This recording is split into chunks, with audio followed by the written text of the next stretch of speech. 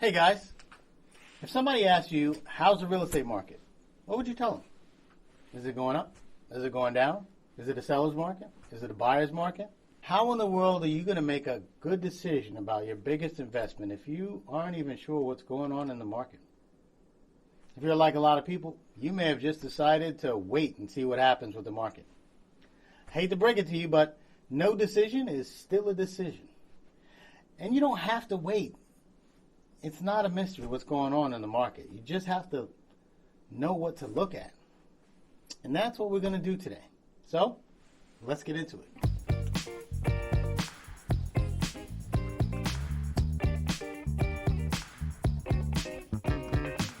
Welcome to House and Home 757. If you're new here, I'm Dean. My wife Kim and I are realtors serving the Hampton Roads area. We spend a lot of time helping people to explore ways to live well and love home. But how can you even attempt to live well or love home if you feel like you're stuck living somewhere that doesn't fit you anymore because you're unsure of what's going on in the real estate market, or you're afraid if you do something it might give you consequences? Anxiety does not fit with well-being. You know what I mean?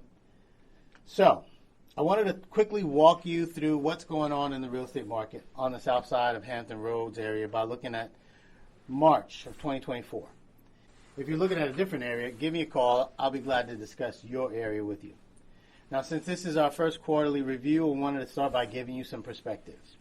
To do that, let's look back at March 2019 when the market was a little bit more normal. If I jump right in with what's going on March 2024, it might be a little bit misleading and confusing. So let's start with March 2019. To start, in 2019, we were still in a seller's market. That means that more buyers are looking to buy homes than sellers are looking to sell. So that gives sellers more leverage in negotiations. The seller knows that if a buyer doesn't buy the home from them, somebody else is going to eventually buy it. So that means they can be a little bit less flexible on what they want from the buyer. And the buyer, of course, has to be a little bit more flexible if they want to buy the house. One way we measure whether or not it's a buyer's or seller's market is by looking at a number called the month supply of inventory. Here's how we figure that out. We first look at how many homes are available for sale currently, and then we look at how many homes sell per month regularly. With those numbers, we do a calculation that answers one question. If no more houses came on the market, how long would it take to sell all of the houses that are currently on the market? Boom. That number is the month supply of inventory. To put it in perspective, a 6-month supply of inventory is considered a balanced market. That's where neither the buyer nor the seller have too much leverage. So for March 2019, I calculated an average month supply of inventory at approximately 4 months supply. All right, so that's definitely a seller's market. I narrowed it down to Norfolk, Virginia Beach, Portsmouth, Chesapeake, and Suffolk. And in those areas, a total of 5,409 homes were listed. And during that same month, 1,536 homes were sold. So that means that for every 30 homes listed, 9 homes were being taken off the market at the same time, approximately. Think about it like a game of musical chairs. There's 30 chairs and 9 people are playing, but some chairs are better than others and some chairs are not suitable for anyone. So when the music stops, you have more than 3 chairs to select from per person. In that case, there's not a lot of fighting for a chair because there's other chairs. And believe it or not, what I just explained to you in this silly example is technically called an absorption ratio. The ratio in March 2019 was about 28%. Now I'm just telling you that in case you hear it somewhere. It's not going to be a pop quiz. And lastly, the median sales price in March 2019 for all of the South Side was $234,000. So the reason I'm telling you all this is as context for the most recent quarterly statistics that we have in the Hampton Roads area. Without that context, it's easy to lose sight of the forest for the trees and be misled. So here's what happened 5 years later in March of 2024. This March, in those same cities, there were a total of 2,175 homes listed and 1,339 homes sold during the same month. So the first thing that jumps out at me, and it might jump out at you, is that that's a lot fewer homes for sale. There were 60% fewer homes for sale than there were 5 years ago. And that's interesting. And of course, you'd imagine that if there's 60% fewer homes for sale, then perhaps there would be 60% fewer homes sold. But no. Demand only slipped by 13% over the last 5 years. And that's remarkable because interest rates have been up for over a year, and it's made borrowing more expensive, way more expensive. So just for fun, what would that musical chairs game look like with these numbers? Now, with 60% fewer chairs would be about 12 chairs and just about 7 players because there's a ratio of about 62%. We talked about that ratio earlier. So how would this imaginary game of musical chairs be different?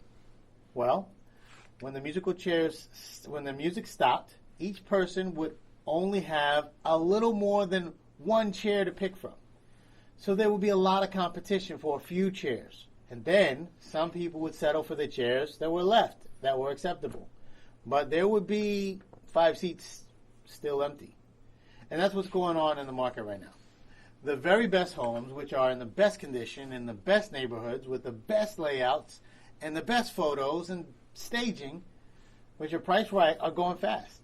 Sometimes, of course, they're getting multiple offers, bidding wars, and the whole shebang. But other properties, they're not as great, but they're acceptable. So they're taking a little longer to sell, but those properties are getting sold as well. And why is that? That's because we're in a seller's market. Remember, we talked about the month supply of inventory as an indication of what kind of market we're in. Well, in March 2024, in the cities I mentioned, there was an average of 1.86 months supply, less than 2 months supply of inventory. That means that if no more homes were listed, you would sell out of inventory in less than 2 months. That's not a lot of inventory. So now I know you know that a shortage of supply and an abundance of demand creates increased prices for things that are demanded. So that's the case here. The median sales price in the southside in March of 2024 was $335,000. And that's just a little over $100,000 appreciation in 5 years. So if you've been paying attention, you probably noticed by now that we have all sorts of downward pressure on demand. It's more expensive for people to borrow in higher interest rates. We have fewer homes to choose from in decreased supply. Prices have gone up substantially, but still 60% of all homes are being sold. You may know that the Fed increased interest rates to curb inflation. And they recently announced that inflation is still pretty stubborn and hasn't gone away yet. So they're going to keep interest rates a little bit higher until it starts to subside. So if you're like me, you're thinking, gosh, what is driving this persistent demand? And if you ask that question, you might find what is the key to why the real estate market is where it is right now. And that key is demographics. The average age of a first-time home buyer in 2022 was 36. It was 33 in 2021. And both of those are the ages of millennials. They're now the largest generation, 7.2 million people who are on the cusp of middle age. They're doing all of the middle-agey things like gaining weight, losing hair, having children, and you guessed it, buying homes. This is one of the major underlying factors supporting the persistent demand in the market today. The other one is, what's going on with supply? Why in the world do we have so few houses for sale? I'm going to dig into that in another video, so stay tuned. Subscribe so you know when I release it. You're going to hear people talking about an increase in supply, stating that more people are putting their homes on the market than last year or last month or whatever. And some of them may suggest that a buyer's market may be on the horizon or a market crash or whatever, but it's going to take a whole lot of homes being listed for sale and a whole lot of people deciding not to buy for us to be in a buyer's market. And a buyer's market is what's necessary for prices to go down. So, what does that mean? It means that if you've been waiting to buy something after the market crashes, it's going to be a long wait. It also means that if you decide to sell your home, it can be sold for a good price. And if you want to buy another home, there's homes available to buy.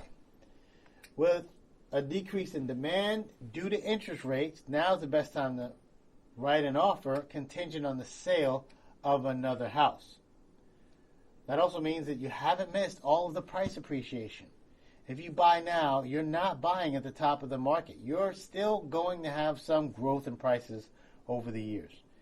I can't guarantee you that it'll be another $100,000 in 5 years, but prices do continue to go up as long as inventory is low and demand is high.